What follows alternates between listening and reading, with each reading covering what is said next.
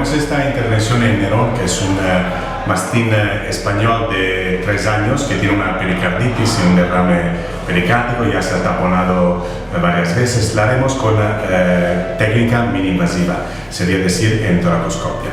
La toracoscopia tiene muchos ventajas en un perro tan grande como este, que pesa casi unos 60 kilos, porque entraremos con una cámara y haremos solo 3 agujeritos muy pequeños de 5 milímetros para quitar el pericardio.